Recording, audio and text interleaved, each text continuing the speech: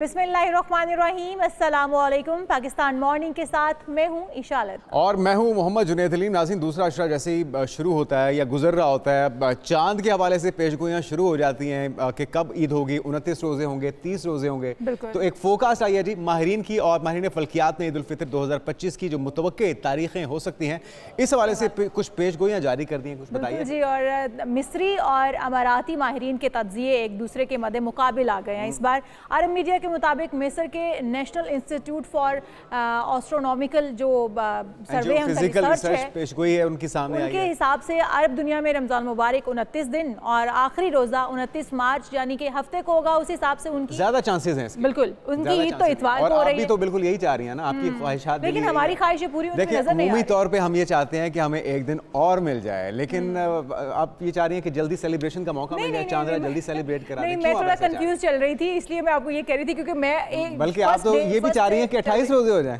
ऐसा कैसे सोच लिया? चल रही थी जुनैद एक्चुअली कि यकम से अगर हमारा रमजान स्टार्ट हुआ है, क्योंकि हमारा रमजान 2 तारीख से स्टार्ट हुआ है, तो इस हिसाब से हमारा रोजा जो है वो 30 तारीख को ही मुकम्मल होते हैं। मुझे लगा शायद आपको रोजे अगर हम 29 भी बनाएं तो इतने लगना शुरू हो गए हैं कि आप चाह रही हैं। रोजे बहुत अच्छे गुजर रहे हैं, मौसम बहुत अच्छा है क्योंकि, तो इसलिए रोजे। लेकिन ये बहरहाल एक फोरकास्ट है जी मिस्री माहिरीन की।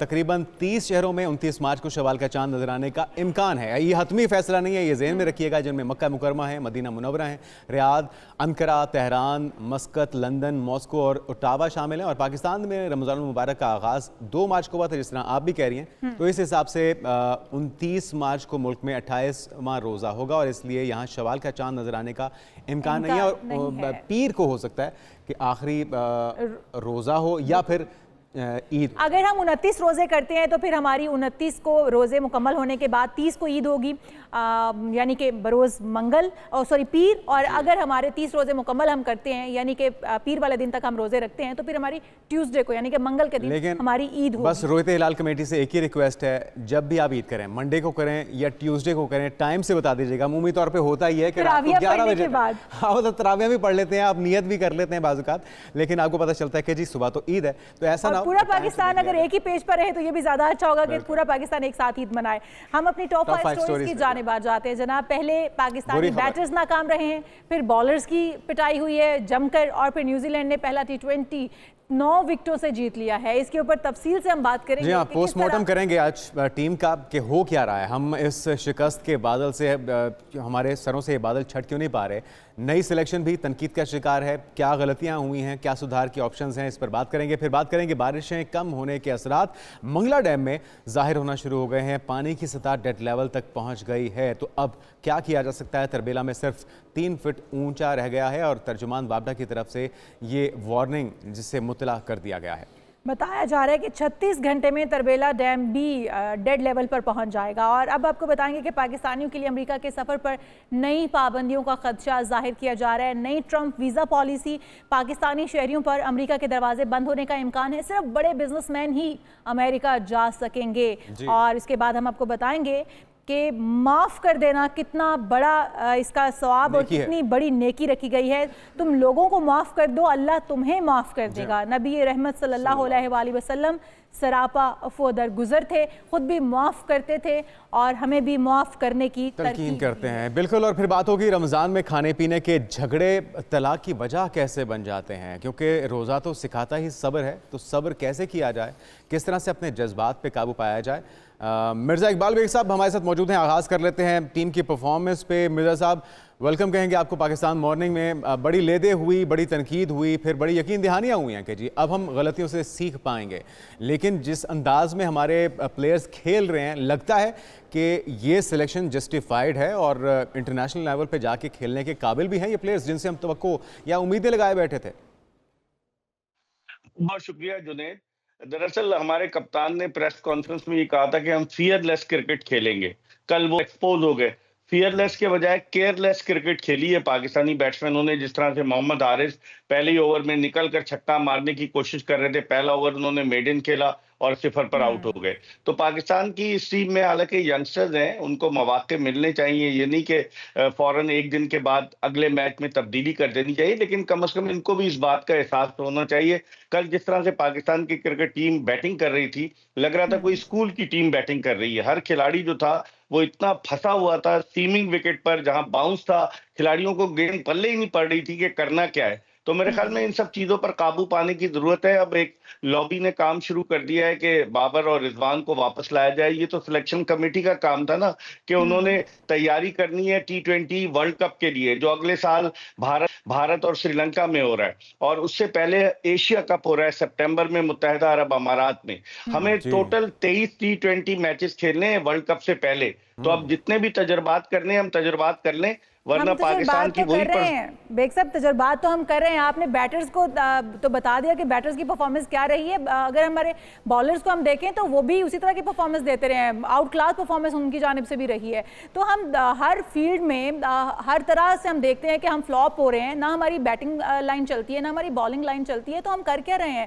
ہمارے جو بلے باز تھے یا ہمارے بیٹرز یا بالرز دونوں کی جو اس بار سپیچز تھیں وہ تو کافی ہمیں پر امید لگ رہے تھے ہم اس سے کہ اب کچھ نہ کچھ تو کر دکھائیں گے.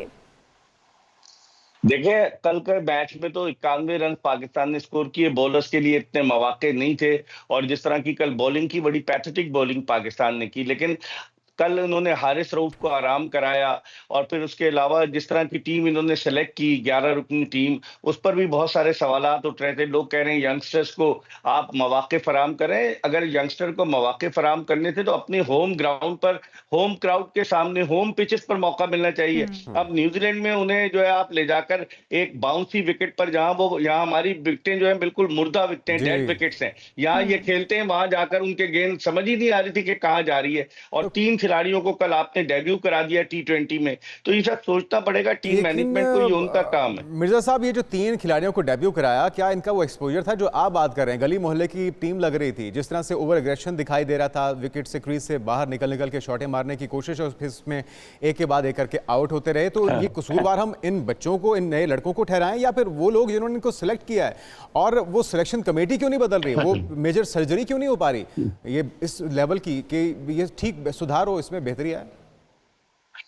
آپ نے جنید سرجری کی بات کی, تو گزشتہ سال جب ہم 9 جون کو بھارت سے ہارے ورلڈ کپ کا میچ, اس کے بعد بڑے بلند بانگ دعوے ہوئے تھے, کوئی سرجری نہیں ہوئی. اب ہماری چیمپئنز ٹرافی صرف 4 دن میں ختم ہو گئی, 19 فروری کو شروع ہوئی, 23 فروری کو ہم لوگ باہر ہو گئے. تو بہت ساری چیزیں ہیں کہ جن پر توجہ دینے کی ضرورت ہے. کون دے گا؟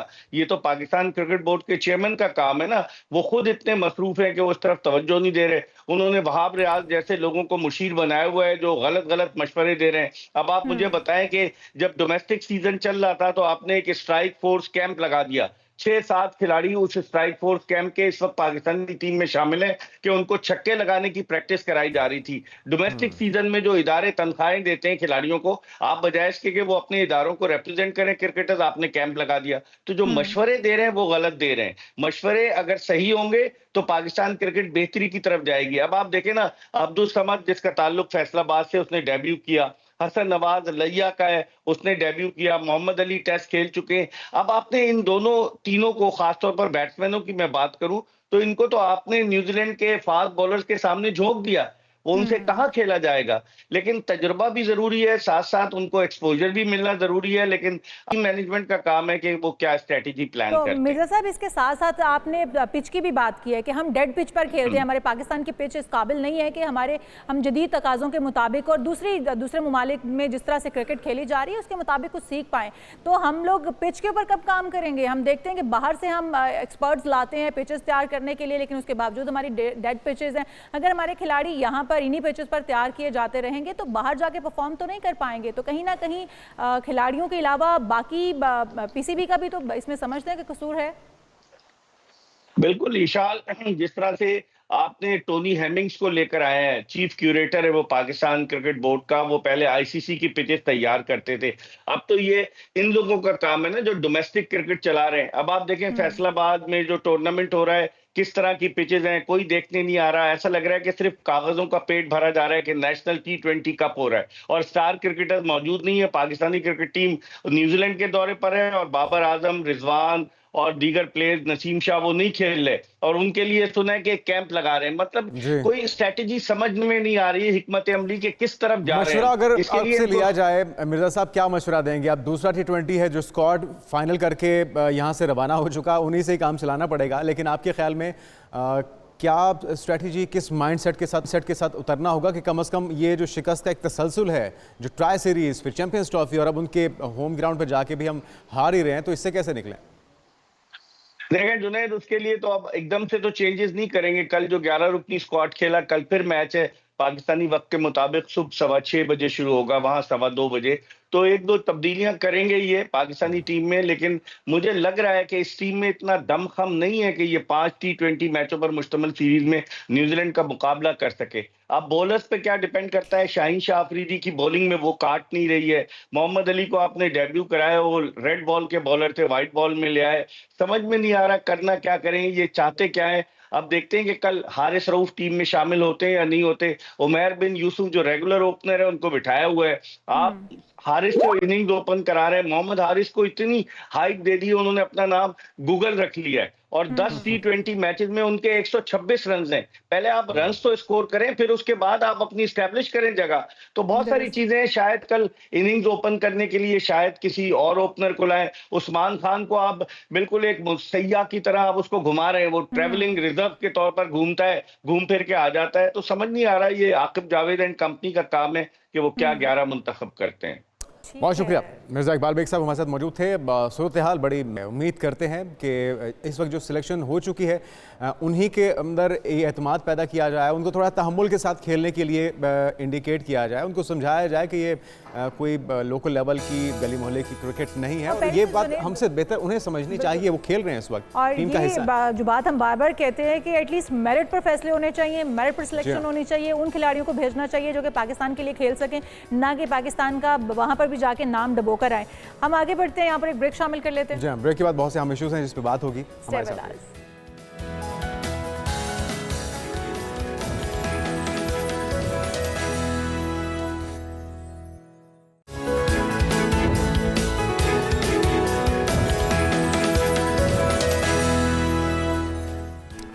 ناظرین ویلکم بیک. بہت ہی اہم معاملہ ہے اور وہ ہے ملک کے آبی ذخائر میں کمی کا معاملہ. پانی کی جو سطح ہے ڈیڈ لیول پر پہنچ گئی ہے. منگلا ڈیم سے سستے پن بجلی کی پیداوار بند ہو گئی ہے, اور اب کیا لوڈ شیڈنگ ہوگی, کیا اس کا حل ہوگا, اسی پر بات کر لیتے ہیں. حسن عباس صاحب ماہر آبی وسائل ہمارے ساتھ موجود ہیں. حسن صاحب, بڑا ہی یہ گمبھیر معاملہ ہو چکا ہے. ایک طرف تو ہم دیکھ رہے ہیں کہ ڈیڈ لیول تک پہنچ چکا ہے, جو مختلف ہمارے ڈیمز ہیں اس کے اندر پانی کی سطح, ایک تو یہ کہ بارشیں ہو جائیں اور ضرورت سے زیادہ ہو جائیں, لیول بحال ہو جائے, ورنہ کیا ہوگا, اس کے اثرات کیا ہو سکتے ہیں؟ لوڈ شیڈنگ کے لیے ہم تیار ہیں کئی گھنٹوں کی؟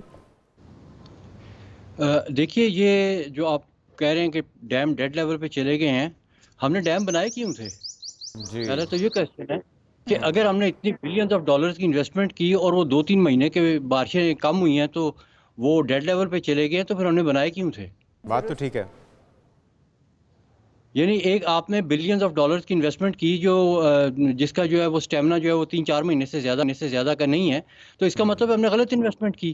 اور آپ کو سٹوریج تو بنا کے دی ہے قدرت نے, آپ کے سسٹم کے بیچ میں سٹوریج ہے, آپ نے فالتو سٹوریج کیوں بنائی اپنے مرضی کی, جبکہ آپ کے سسٹم میں جو آپ کے ایکویفرز ہیں اس کے بیچ میں ہنڈریڈز آف ملینز ایکرز کی جو ہے وہ سٹوریج اس وقت موجود ہے, اور اس میں اس وقت پانی بھی ہے. جو قدرت نے سٹوریج بنائی ہے اس میں اس وقت بھی پانی ہے. اچھا. اور جو آپ نے بنائی اس میں ختم ہو گیا.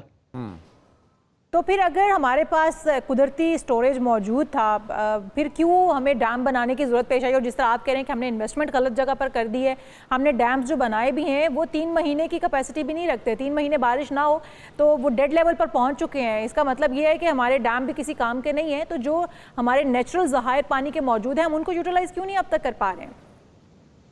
جی, اگر ہم اس طرف سوچیں گے تو پھر ہم کریں گے نا اس کو یوٹیلائز.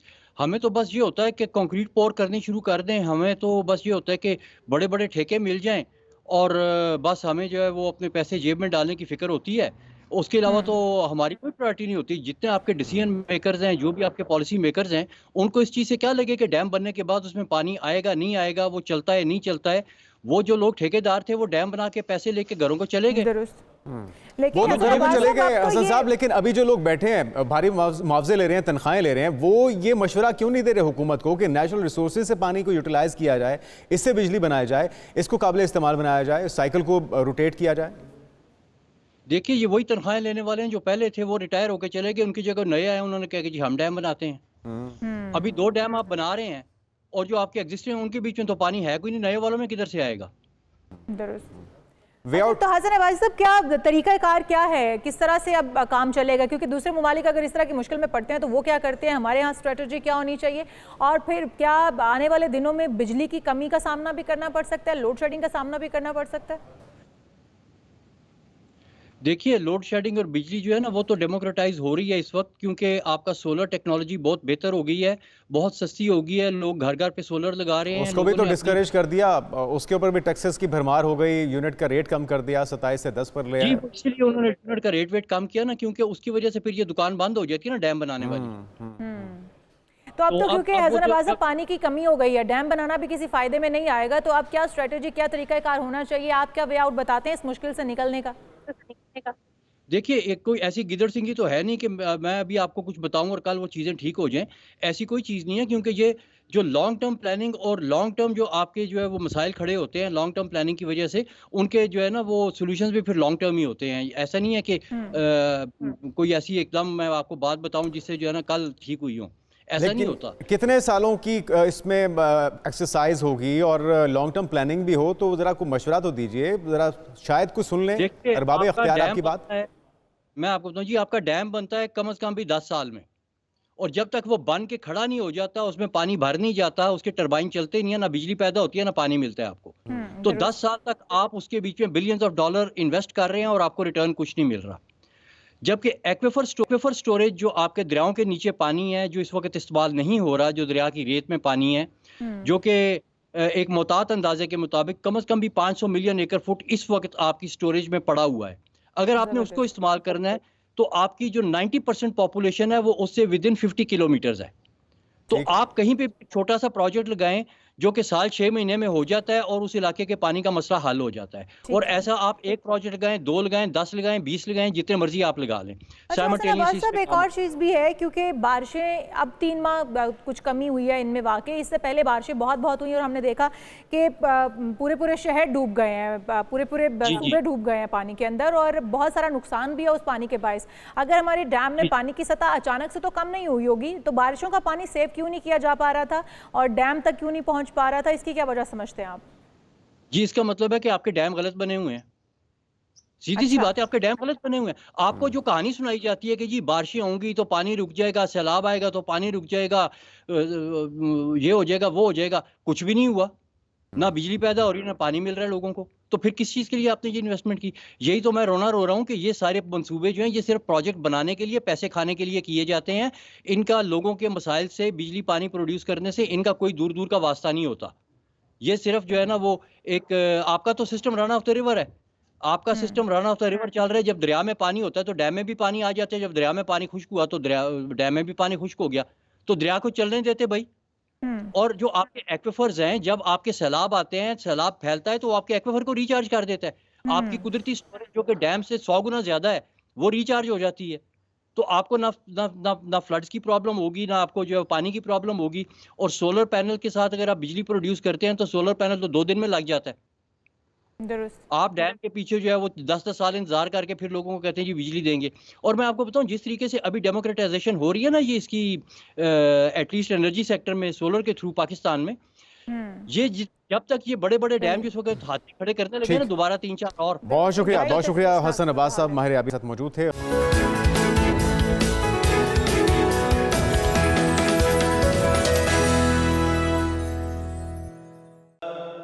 مجھ خطا کار سا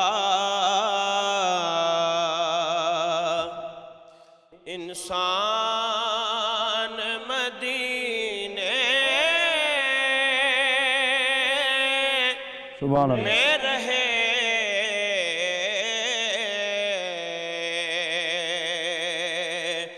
بن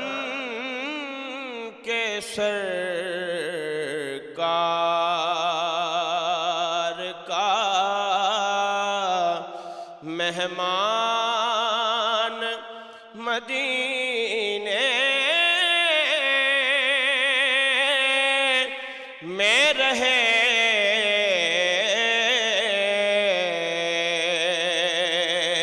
بن کے سرکار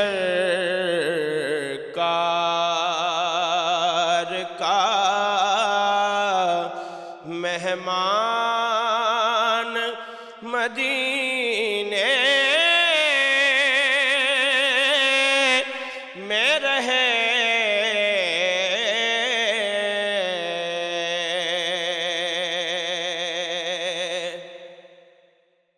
یاد آتی ہے مجھے اہل مدینہ کی وہ بات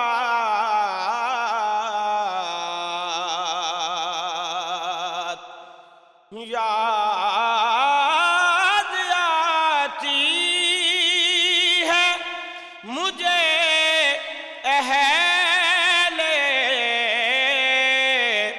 مدینہ کی وہ بات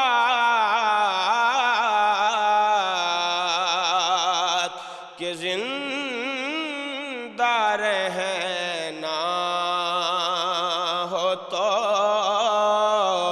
انسان مدینے میں رہے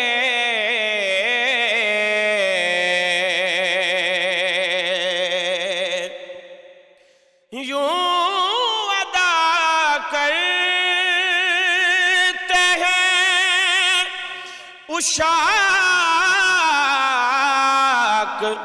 محبت کی نماز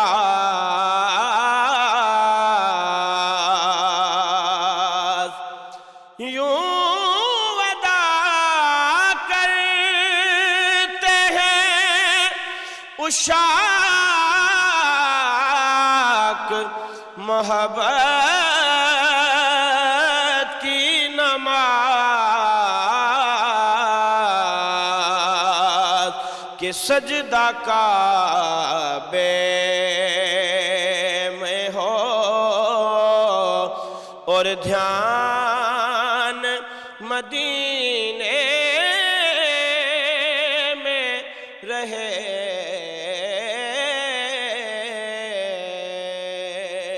مجھ خطا کار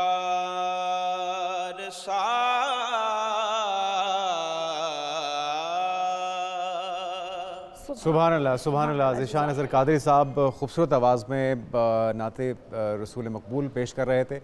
جزاک اللہ خیر. اور پورا ایک سما آپ نے طاری کر دیا. ان کے ساتھ تشریف فرمائے ناظرین علامہ کرامت عباس حیدری صاحب اسلامک اسکالر ہیں. آپ دونوں کو ویلکم کہتے ہیں پاکستان مارننگ میں. اور آج کا جو ہمارا ناظرین موضوع ہے وہ ہے درگزر. کتنا یہ اہمیت کا حامل ہے, کتنی بڑی نیکی ہے دوسروں کے قصور اور ان کی غلطیاں معاف کر دینا. یہ خدائی صفت بھی تو ہے. بالکل جی, خدائی صفت ہے. یہی صفت خدا اپنے بندوں میں بھی دیکھنا چاہتا ہے. قرآن مجید میں اللہ تعالیٰ نے اس بات کو اہل ایمان کو مخاطب کرتے ہوئے یوں ذکر کیا ہے کہ پس معاف کر دو اور درگزر کیا کرو. تمہیں یہ پسند نہیں کہ اللہ تمہیں معاف کر دے. اللہ تو بخشنے والا اور رحم کرنے والا ہے. سبحان اللہ. اور اللہ تعالیٰ نے جب خود قرآن مجید میں یہ میسج دے دیا ہے ہمیں, تو ہم کون ہوتے ہیں کسی کو سزا دینے والے یا کسی کو معاف نہ کرنے والے؟ وہ کہ اللہ نے کہہ دیا ہے کہ تم معاف کرو تاکہ تم بھی معاف کر دیے جاؤ, تم پر بھی رحم کیا جائے. ہمارے مہمان ہمارے ساتھ ہی موجود ہیں. بالکل, علامہ کرامت عباس حیدری صاحب موجود ہیں. علامہ صاحب, یہ جو ایک پوری پریکٹس ہو رہی ہے ایک مہینے کے اندر, اس کے اندر تو سبق ہی معاف کر دینے کا ہے, صبر کا ہے, دوسروں کی غلطیوں کو درگزر کر دینے کا ہے. اور نبی پاک کی پوری زندگی کو ہم دیکھتے ہیں تو وہ یہی ہے. بڑے بڑے خطائیں, بڑے بڑے قصور, اپنے ان کی ذات کے اوپر جو ظلم ہوئے وہ سب کچھ معاف کرتے چلے گئے. تو ہم کیوں بھلا بیٹھے ہیں ان تعلیمات کو؟ کس طرح سے دوبارہ اپنی زندگی کا حصہ بنائیں؟ بسم اللہ الرحمن الرحیم. تمام حمد و پاک اللہ کی جو عالمین کا رب ہے, اور لاکھوں درود و سلام سرکار محمد مصطفیٰ صلی اللہ علیہ وآلہ وسلم پر.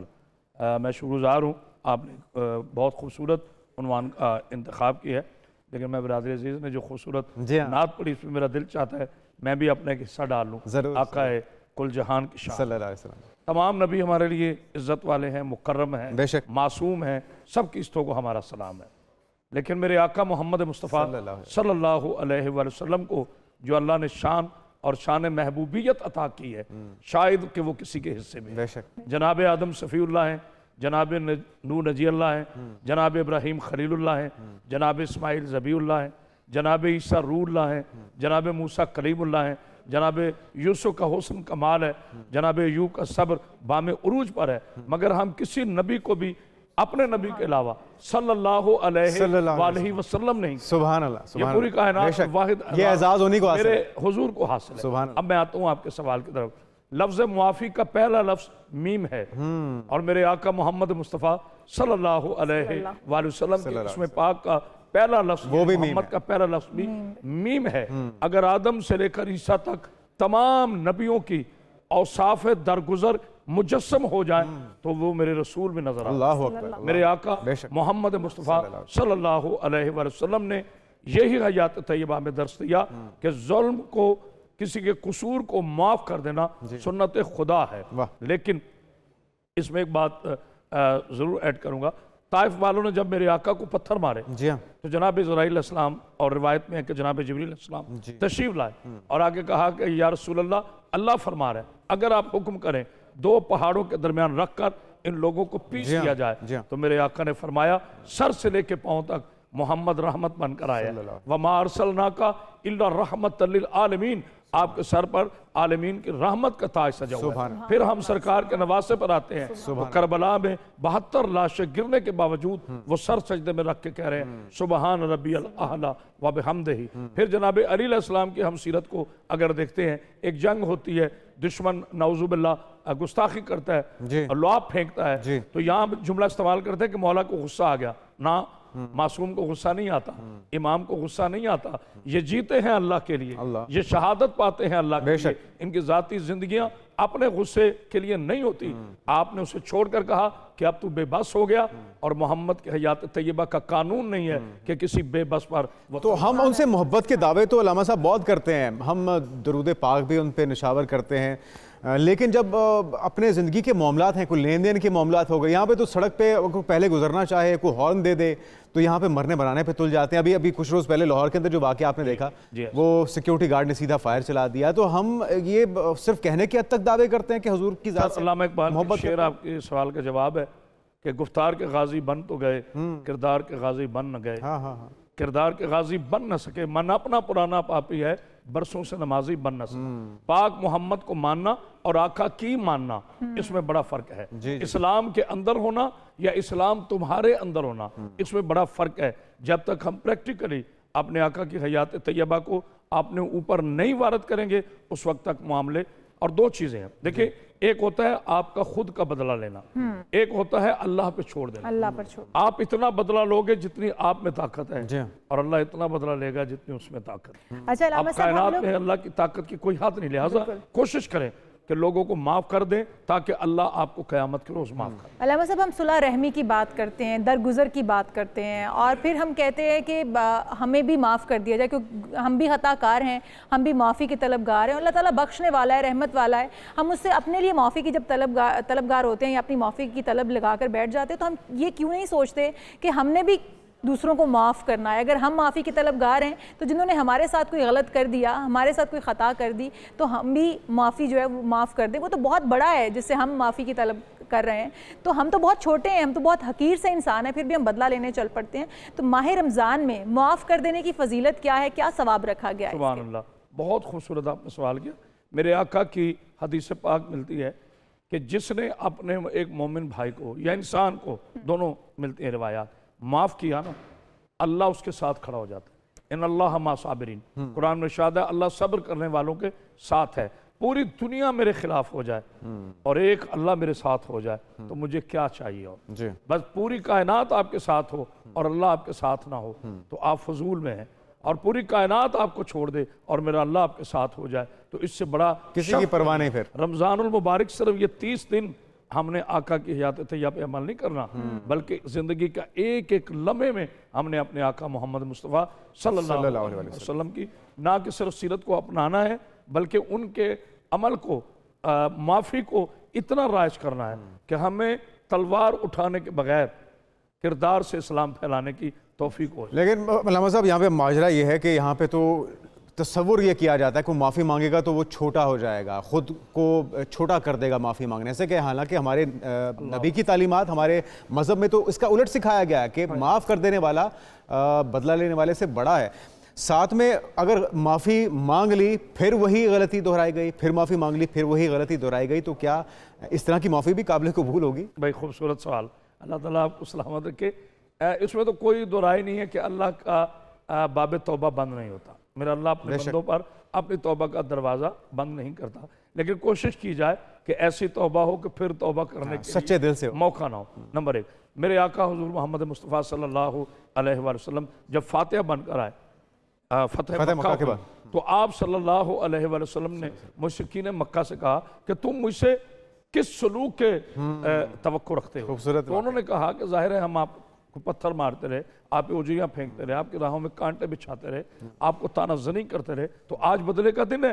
تو آپ صلی اللہ علیہ وآلہ وسلم فرمایا لا مثلکم، میں تمہاری طرح نہیں ہوں، جو تم نے کیا ہے وہ تمہارا شیوا تھا، اور میں محمد مصطفیٰ صلی اللہ علیہ وآلہ وسلم اللہ کی طرف سے تمہارے لیے معافی بن کر آیا ہوں۔ آسمان سے جو تکبر اترے، زمین پر ان کی معافی دی گئی، زمین معافی کے لیے کرو رحم تم اہل زمین پر، خدا آپ پہ رحم کرے گا عرش بری پر۔ یہ گیو اینڈ ٹیک ہے، محبت وفات عالم ہے، محبت اتنی بڑی چیز ہے، اور اگر لفظ محبت سے میرے پاک محمد کی میم اور حسین بن علی کی ہے نکال دو تو صرف بت رہ جاتا ہے۔ یعنی اللہ آپ کو بتا رہا ہے کہ محبت انسانیت کے بغیر تمہاری حیثیت صرف ایک بت کی ہے، پوجے جاؤ یا لٹا دیے جاؤ، آخر موت ہے، آخر فنا ہے، یہ سٹیٹس، یہ کاریں، یہ کوٹھیاں، یہ یہیں رہ جانے میرے برادر عزیز، دنیا سب فانی کچھ ہے۔ ادھر رہ جائے گا۔ قبر کے اندھیرے کے لیے محنت کریں، کوشش کریں، اپنے عزیزوں سے محبت کریں، عالم اسلام میں محبت پھیلائیں، فرقہ واریت نہ پھیلائیں، کوشش کریں کہ معاف کرتے جائیں، اسی میں تمہارا۔ اور حضرت علی کا قول بھی تو ہے کہ اگر حق پہ ہوتے ہوئے بھی تم معاف کر دو اور تمہاری عزت میں کمی آ جائے تو پھر مجھ سے لے لینا قیامت۔ اس پہ حضور کی حدیث بھی ہے کہ تم میری خاطر معاف کرتے جاؤ، اگر تمہیں کوئی کمی رہ جائے تو میں محمد صلی اللہ علیہ وسلم وعدہ کرتا ہوں تو میں قیامت کے روز میں عزت دوں گا۔ اب آپ مجھے بتائیں جس سے میرا آقا عزت دے دے، کائنات میں اسے کیا چاہیے؟ اچھا علامہ صاحب، ایک اور چیز بھی ہے، ہم لوگ توقع کرتے ہیں کہ اگلا معافی مانگے گا تو ہم اسے معاف کریں گے۔ اب اگلا معافی اگر نہیں مانگ رہا تو کیا آپ خود سے معاف نہیں کر سکتے؟ درگزر اور معافی کا معاملہ تو ایسے ہی ہے کہ آپ دل سے معاف کر دیں اگر کوئی دوسرا معافی نہیں بھی مانگنا چاہ رہا یا نہیں مانگ رہا۔ لیکن اس میں دو چیزیں ہیں، ایک حقوق اللہ ہے، ایک حقوق العباد ہے۔ حقوق اللہ کی معافی میرا اللہ دیتا ہے، ٹھیک ہے؟ حقوق العباد وہ ہے جو آپ کے حقوق مجھ پر ہیں، میرے حقوق آپ پر ہیں، اس کے لیے میرا اللہ فرما رہا ہے کہ بھائی دیکھو میں تو رحم کرنے والا ہوں، میں تو معاف کرنے والا ہوں، لیکن اگر وہ تیرے خلاف کھڑا ہو گیا تو میں تو عادل ہوں نا، میں اللہ تو عادل ہوں، مجھے تو عادل کرنا پڑے گا۔ اس لیے آج اب دنیا کی بھی جسٹس میں آپ عدل میں یہ دیکھ لیں کہ اگر مدعی معاف کر دیتا ہے تو جج ایویڈنس آپ کے خلاف ہونے کے باوجود بھی آپ کو ریلیز کر دیتا ہے، اس لیے کہ جس نے وہ کیس کروایا تھا اس نے آپ کو معاف کر دیا۔ اسی طرح اللہ کی عدالت کا بھی قانون ہے، اللہ مدعی نہیں ہے۔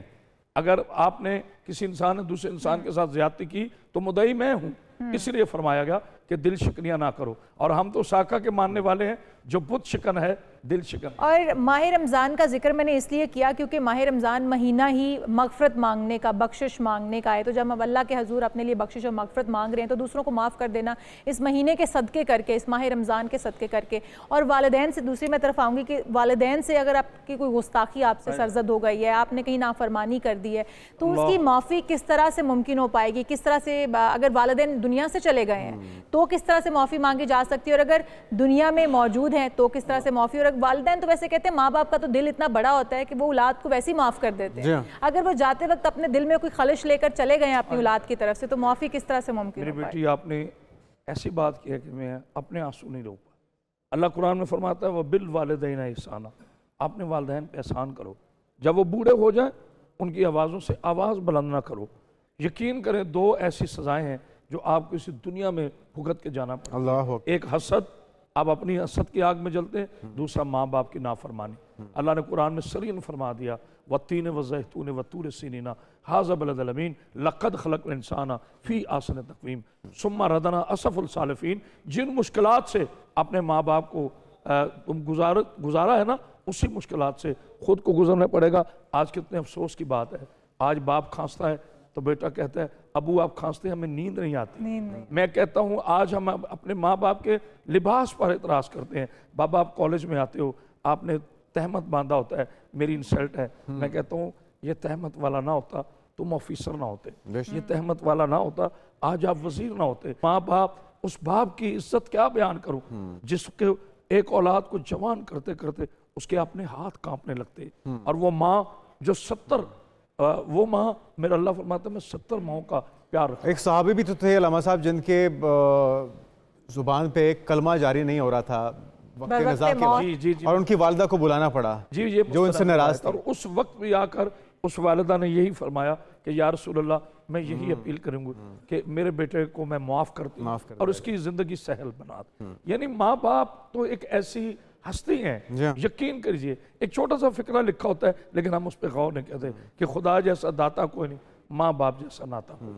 यहाँ तक हुजूर की हदीस मिलती है कि अगर माँ बाप, माँ या बाप दोनों में से एक भी जिंदा हो या दोनों जिंदा हो तो सुबह उठकर मोहब्बत से उनके चेहरों को देखना हज मकबूल अकबर। सुभान अल्लाह, सुभान वैसे ही अल्लाह। माँ अगर बाप वो को दुनिया देख से के चले जाएं, उनकी कब्रों पर जाकर अल्लाह को उनकी कबूर का वास्ता दे के मांगो, अल्लाह आपके लिए आसान है। अच्छा, अगर माँ बाप के चेहरे को देख के वैसे ही आपके आधे गम आदि तकलीफें दूर हो जाती हैं। और अगर माँ बाप का साथ ना रहा हो तो आप अपनी ज़िंदगी को, अपने आप को आसमान और ज़मीन के दरमियान में ऐसे झूलते हुए महसूस करते हैं, आपको लगता है कि शायद सब कुछ खत्म हो मैं गया। अक्सर एक मिसाल देता हूँ कि एक महल खूबसूरत बनाओ ना, सब उस खूबसूरत महल और उस कोठी की तारीफ करते हैं लेकिन धूप में खड़ा हुआ वो मजदूर याद नहीं आता जिसने वो महल बनाया। इसी तरह बच्चों की तरक्की का महल बाप तामीर करके पसे पर्दा चला जाता है और तारीफ बच्चों की। अच्छा, बाज़ुकात वालिदैन गुस्सा भी कर जाते हैं और उम्र के आखिरी हिस्से में या बुजुर्गी में आके तो वो बचपने का एक हिसाब हो जाता है ना कि बात बात पे गुस्सा आता है। तो उस सूरत में बच्चों के लिए क्या अहकामात हैं, किस तरह से वो टैकल करें उनके गुस्से को? सहाबा किराम ने मेरे आका से फरमाया जी, आपने फरमाया कि चाहे तुम हक पर क्यों नहीं, सिवाय अल्लाह और उसके रसूल के, यानी अल्लाह और उसके रसूल के दीन की जहां बात हो उससे नाफरमानी का कहें तो उस पे वहां आप फॉलो ना करें, इताअत नहीं करें। ठीक। अदर देन दुनिया का कोई भी मसला हो, आपको लगे भी कि आप हक पर हैं, उसके बावजूद भी हुक्म है कि उनकी आवाज़ों से आवाज़ बुला, उफ तक ना कहो, सिला रहमी से बोलो, मोहब्बत से बोलो ताकि आपके लहजे उनकी दिल शिकनियाँ ना करें। अलबत्ता अल्लाह और उसके रसूल के खिलाफ अगर कुफ्र या शिर्क में जाते हैं तो वहाँ हुक्म है आप फिर उन वालिदैन की इताअत। अगर वालिदैन दुनिया से रहलत फरमा गए हैं तो आपने कोई ज़िंदगी में, मैंने पूछा था कि कुछ ऐसा कर दिया है कि जिसकी बिना पर वो नाराज़ आपसे चले गए, तो क्या आप उनकी कब्र पे जाके माफ़ी तलब करें, आपको माफ़ी मिल जाती है? हाँ जी बिल्कुल, उसमें आप उनके लिए हदिया नमाज पढ़ें, नमाजें उनकी कज़ा पढ़ें, उनके लिए दूध पाक के तोहफे भेजें, कुरान मजीद की तिलावत फरमाएं और सच्चे दिल से जाए नमाज पर बैठकर मेरे अल्लाह से उनका तवस्सुल देकर मुआफ़ी मांगे। ये तो दुनिया से जाकर भी रिश्ता नहीं तोड़ते। अगर देखें ना जनाब सैयदा फ़ातिमा ज़हरा सलामुल्लाह अलैह, हमारे लाखों सलाम, क्या तरबियत की है बच्चों की।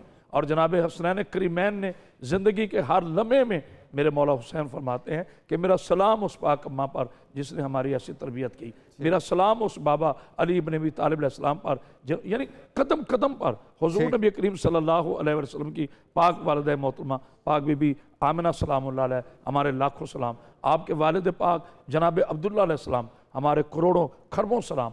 यानी हमें ये कदम कदम पे मिलता है कि जब इतनी बड़ी ज़वात मुक़द्दसा ने अपने वालिद मोहतरम 6 माह पहले चले गए, वालिदा मोहतरमा, इसलिए कि कहीं मेरे हुजूर को खड़ा ना होना पड़े और वही मेरे हुजूर अपनी बेटी के लिए खड़े होते। सुभान अल्लाह। तो ये एक राज है अल्लाह की, इसलिए हुक्म है। और जहाँ तक माफ़ी का ताल्लुक है, अल्लाह अपना बाब तौबा कभी बंद नहीं करता। ला तकनतु मिन रहमतिल्लाह, अल्लाह की रहमत से कभी मायूस ना हो। बेशक, अल्लाह की रहमत का नाम मेरा। और यानी कि अगर आप खुद को माफ़ कराना चाहते हैं अल्लाह के हुजूर जब आप पेश होंगे तो आपकी माफ़ी मशरूत है दूसरों को माफ़ करने से। अगर आप चाहते हैं कि आप माफ़ किए जाएं तो दूसरों को माफ़ करने का जज्बा अपने अंदर पैदा कीजिए। अल्लाह की मखलूक को माफ़ करो, रहम करो ताकि तुम पर भी रहम किया जाए। ये तो कुरान मजीद में भी इरशाद बारी ताला है। हम आ जाते हैं कलाम की जाते जाते ज़िशान भाई कलाम पेश कीजिएगा। आप दोनों की तशरीफ़ आवरी का बहुत शुक्रिया अपनी खूबसूरत आवाज़ में।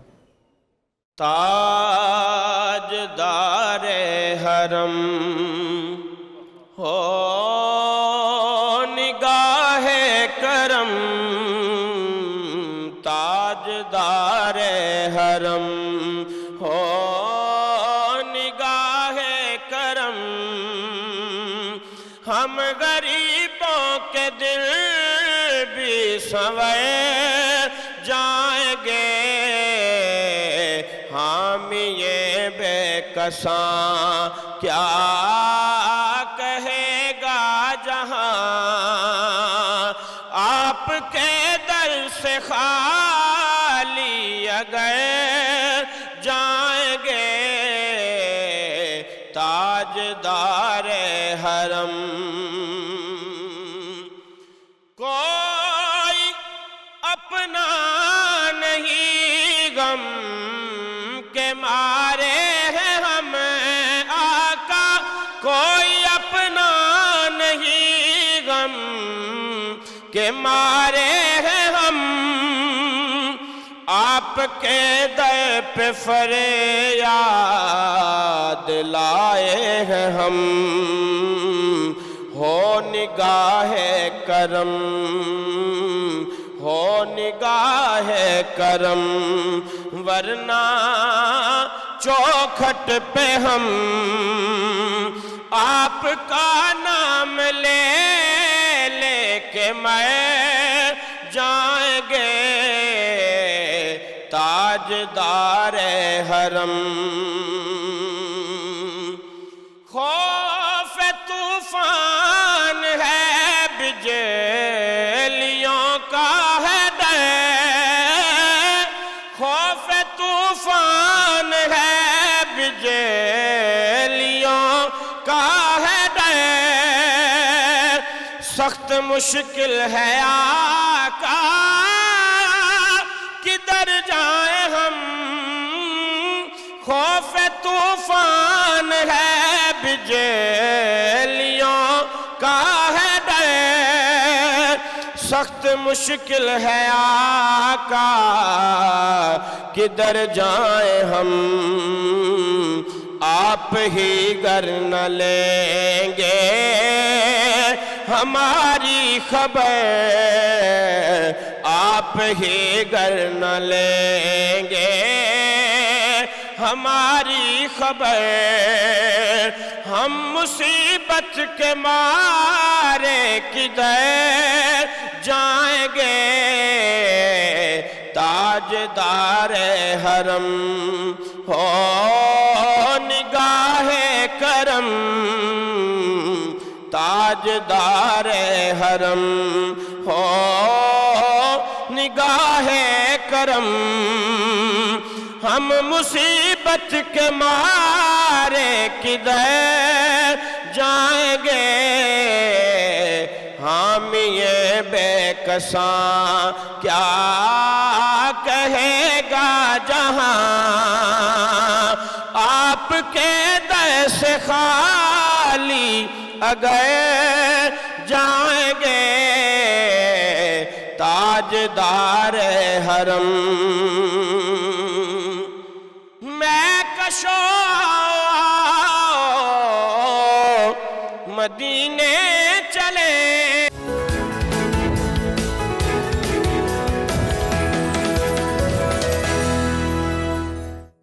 प्रोग्राम में एक बार फिर से आपको खुशामदीद कहते हैं नाज़रीन और घर की बात करते हैं घर हस्ती की बात करते हैं मुआशरे की बात करते हैं तो मुआशरे की बुनियादी अकाई है जिसकी असास औरत और मर्द के मुतवाज़न रिश्ते से मजबूत होती है यानी कि ये हमारा मुआशरा पूरा एक औरत और मर्द के रिश्ते से शुरू हुआ था और इसका जो सही तवाज़न बरकरार रहता है वो भी इन दोनों का अगर खुशहाल ताल्लुक़ होगा एक अच्छी ज़िंदगी गुजर रही होगी तो ही एक मुतवाज़न ज़िंदगी का आप कह सकते हैं मज़हर है।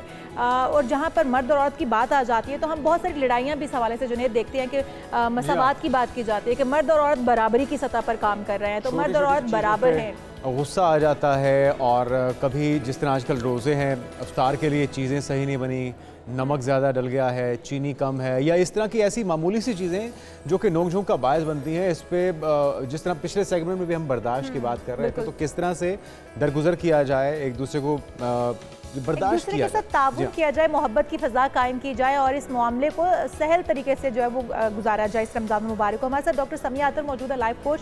वेलकम टू शो कहेंगे डॉक्टर समिया आपको। डॉक्टर समिया, ये जो मामला है जिसके ऊपर हम बात कर रहे हैं, मियाँ बीवी दोनों एक दूसरे से मिलकर ये ख़ानदान या एक मुआशरे की तकमील होती है, तो फिर यहाँ पर हम देखते हैं लड़ाई झगड़े बढ़ जाते हैं। ख़वातीन, मर्द हज़रात जो हैं वो ख़वातीन को ब्लेम करते हुए नज़र आते हैं कि इफ्तार उनकी वजह से बेहतर नहीं बन रहा, रोज़े का सारा गुस्सा भी ख़वातीन पर निकालते हुए नज़र आ रहे हैं। कहीं नमक ज़्यादा है, कहीं मिर्ची कम हो गई है, तो उसका भी गुस्सा जो है वो औरतों पर उतारा जाता है। सब्र की जहाँ पर तलकीन की जाती है, क्या समझती हैं, क्या वजूहात है कि ये घरेलू नाचाकियाँ माह रमज़ान में बजाय इसके कम हो जाए बढ़ जाती हैं?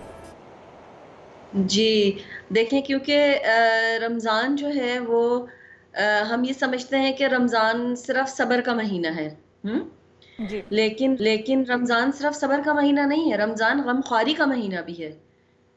तो दुरुस्त। गमख्वारी क्या है? गमख्वारी कंपैशन है। तो जब हम एक दूसरे के साथ कंपैशनेट नहीं होते तो हम एक दूसरे के लिए कैसे सब्र कर सकते हैं? एक तो बात ये होती है। दूसरी बात ये होती है कि हमने औरत के ऊपर ही सारा कुछ डाल दिया है। और उस सारे के अंदर ख़ास तौर से जब एक औरत ऐसी है कि जो घर के अंदर भी काम कर रही है और घर के बाहर भी काम कर रही है और वो बच्चे भी देख रही है और वो किचन भी सँभाल रही है, तो और वो रोज़ा भी रखा हुआ है उसने, तो this is too much for her. ऐसे में अगर हम उस औरत से कोई गलती हो जाती है तो बजाय इसके कि हम उससे दरगुजर करें, हम उसके ऊपर मुंह बनाते हैं या गुस्सा करते हैं, या बजाय इसके कि इस सारे काम में हम उस औरत का हाथ बटाएं, हम उसको और ज़्यादा काम का प्रेशर दे के रखते हैं। अल्लाह ताला ने तो, नबी सल्लल्लाहु अलैहि वसल्लम ने तो यहाँ तक फरमाया कि रमज़ान के महीने में अपने नौकरों के साथ हमदर्दी किया करो और उनके ऊपर काम का बोझ कम कर दिया करो। तो वो जो आपकी शरीके हयात है, वो जिसको अल्लाह ने आपके लिए मुअद्दा और रहमा बनाया है, तो वो तो सबसे ज़्यादा इस बात की हकदार है ना कि उसके साथ गमख्वारी की जाए, और उसके आप साथ डॉक्टर साहिबा हमदर्दी। रसूल पाक सल्लल्लाहु अलैहि वसल्लम की मिसाल दे रही हैं, तो रसूल पाक सल्लल्लाहु अलैहि वसल्लम तो खुद अज़वाज मुतहरात का हाथ बटाते थे, उनके लिए आटा भी गूंद कर दिया करते थे, साथ रोटियां भी बनवा दिया करते थे, घर के कामकाज में वो हाथ बटाने को अहमियत देते थे। तो फिर हम रसूल पाक सल्लल्लाहु अलैहि वसल्लम की ज़िंदगी से भी कुछ नहीं सीख पाते हैं, उल्टा हम ख़वातीन को मोरद इल्ज़ाम ठहराते हैं। ख़वातीन भी सब्र और तहम्मुल का मुज़ाहिरा नहीं करती हैं, जो कि फिर वजह बन जाती है नाचाकी की और घर में लड़ाई झगड़े की। तो किस तरह से इससे बचा जा सकता है, क्या किया जाए? मर्द हजरात को भी क्या हाथ बटाना चाहिए, ख़वातीन का घर जाके उनकी मदद करनी चाहिए? जी, जी, यहाँ पर तो आप देखें कि अगर आप ख़वातीन को देखें तो वो बेचारियाँ तो ऑलरेडी इतनी ओवरवर्क्ड होती हैं कि उनके साथ आप उनसे क्या मज़ीद उम्मीद रखेंगे कि वो आप अब यहाँ पर सब्र और तहम्मुल और दरगुज़र और बर्दाश्त भी वही करें। देखें, सहरी में वो उठ रही है, इफ्तारी में का वो सारा कर रही है, इफ्तारी के बाद जब मर्द हजरात जाके लेट जाते हैं तो किचन भी उसी ने समेटना होता है, आए गए को भी उसी ने देखना होता है। तो यहाँ पर बेसिकली अब इस वक्त ये मौका है कि आदमी जो है वो आगे बढ़ें और खुले दिल के साथ आगे बढ़ें, एहसान जताए बगैर आगे बढ़ें और अपनी बीवियों के शाना बशाना खड़े होकर इस मुबारक महीने की कुछ बरकतें वो खुद भी समेट लें, सारी औरतों की नजर दे दें। अच्छा डॉक्टर समिया, आपने बच्चों की भी बात की थी कि बच्चों की जिम्मेदारियां भी औरतों पर होती हैं, तो जब मर्द हजरात से यही शिकवा कर लें ख़वातीन कि हम आपके बच्चे पाल रहे हैं या आपके बच्चों को संभालते हैं, सारा दिन इनके पीछे हम पागल हो जाते हैं संभालते संभालते, तो मर्द हजरात का जवाब ये होता है कि जन्नत भी तो माँ के कदमों तले है, जन्नत हासिल करना इतना आसान थोड़ी है, तो जब जन्नत आप लोगों के पाँव के तले है तो फिर आप ही को मेहनत करनी पड़ेगी। तो ये जवाब कितना दुरुस्त है मर्दों का? देखें, बिल्कुल कि जन्नत माँ के पैरों के तले है। जिस नबी करीम सल्लल्लाहु अलैहि वसल्लम ने ये फरमाया कि जन्नत माँ के पैरों तले है, उन्होंने ये भी फरमाया कि बाप अपनी औलाद को जो कुछ भी देता है उसमें सबसे बेहतरीन अतिया अच्छी तालीम और तरबियत है। दुरुस्त। तो इसलिए सारी जिम्मेदारी औरत के ऊपर डालकर आप सिर्फ हाथ झाड़ के पीछे नहीं हट सकते। और आप ये देखें कि जिस माशरे में ये सारी बातें उतर रही थी, वहां पर आदमी पर सिर्फ माश कमाने की जिम्मेदारी नहीं थी, वो लोग तबलीग भी कर रहे थे, वो लोग जिहाद भी कर रहे थे, वो नबी सल्लल्लाहु अलैहि वसल्लम के पास जाकर तालीम भी हासिल कर रहे थे और वो माश भी कमा रहे थे। और उसके साथ आप सल्लल्लाहु अलैहि वसल्लम उनके सामने खुद भी एक नमूना बन के आए थे कि जहां पर वो उनको ये भी बता रहे थे कि अपनी बीवियों के साथ हुस्न सलूक कैसे करना है, उनको प्यार मोहब्बत से कैसे रखना है। बिल्कुल, आप समिया साहबा ये बिल्कुल ठीक कह रही हैं कि प्यार मोहब्बत से अपनी बीवियों के साथ कैसे पेश आना है, उनका हाथ कैसे बटाना है, अगर वो कोई गलती सरजद कर देती हैं तो उस पर दरगुजर कैसे करना है, उसको बर्दाश्त कैसे करना है। ये हमारे नबी की तालीमात भी हैं और उन्होंने खुद करके भी बताया है अज़वाज मुतहरात के साथ। لیکن وہ ذمہ داریاں کیا ہیں جو بیویوں پر عائد ہوتی ہیں، خواتین پر عائد ہوتی ہیں؟ کس طرح سے اگر کوئی غلطی ہو جائے تو اس پہ اوور ری ایکٹ نہیں کرنا، کس طرح سے اپنی زبان کو شائستہ رکھنا ہے، کس طرح سے اپنے ہسبینڈ کو اکسانا نہیں ہے، ذرا ان پہ بھی تھوڑی سی روشنی ڈالیے گا۔ جی دیکھیں کہ اصل میں یہ جو لڑائی جھگڑا اور غصہ ہے نا، یہ جب دونوں لوگ فریقین اس میں پارٹیسپیٹ کرنا شروع کر دیتے ہیں نا تو یہ معاملہ بہت خراب ہو جاتا ہے۔ تو اگر تو دونوں میں سے جو بھی ایک اس چیز کو اپنا لے گا تو یقیناً اس کا درجہ بہت اللہ کی نظر میں بہت بہتر ہو جائے گا کہ جو اس جھگڑے کے اندر نہ پارٹیسپیٹ کرے۔ اگر ایک انسان غصہ کر رہا ہے یا کوئی نازیبہ الفاظ بول بھی رہا ہے تو دوسرا خاموش ہو جائے نا۔ خاموشی سب سے بہتر ہے۔ خاموشی کے ساتھ جو نقصان ہوتا ہے وہ بہت کم ہوتا ہے اس کے مقابلے میں جو گفتگو اور غلط اور نازیبہ الفاظ کا نقصان ہوتا ہے نا۔ درست۔ تو اس لیے دونوں میں سے جو بھی اور عورت کو اللہ تعالیٰ نے ویسے صبر والا بھی زیادہ بنایا ہے، اسی لیے جو چائلڈ بیئرنگ کی جو مشقت تھی وہ اللہ تعالیٰ نے عورت کے اوپر ڈالی ہے، تو عورت کے اندر فطرتاً صبر اور تحمل مرد سے زیادہ ہے۔ تو ایسے موقع کے اوپر عورت جو ہے وہ اپنی اس وومن ہڈ کو کلیم کرے اور اپنے اس صبر اور تحمل کو دیکھے اور خاموشی اختیار کر لے تو بہت بہتر ہو جائے گا اس کے بڑی اہم بات کی آپ نے۔ شکریہ ڈاکٹر سمیہ اطہر، جو آپ نے کہا جس طرح سے خاموشی اختیار کر لی جائے تو بڑے نقصان سے بچا۔ تھوڑی دیر کے لیے زپ لگا لیں تاکہ بڑا مسئلہ پیدا نہ ہو۔ اور اگر جنید ہم دونوں میاں اور بیوی ایک دوسرے کو مل کر لے کر چلیں، ایک دوسرے کی سپورٹ بنے، ایک دوسرے کی طاقت بنی ہے، نہ کہ کمزوری بن جائیں اور اس معاملے کو بڑھا دیں، تو یہ تو مہینہ ہے ہی سیکھنے کا۔ پورے مہینے میں پریکٹس کیجئے، پورے سال کے لیے پھر آسانیاں پیدا کیجئے۔ آج کے پروگرام سے ناظرین اتنا ہی، ہمیں دیجیے اجازت، کل پھر ملاقات ہوگی۔ اللہ حافظ۔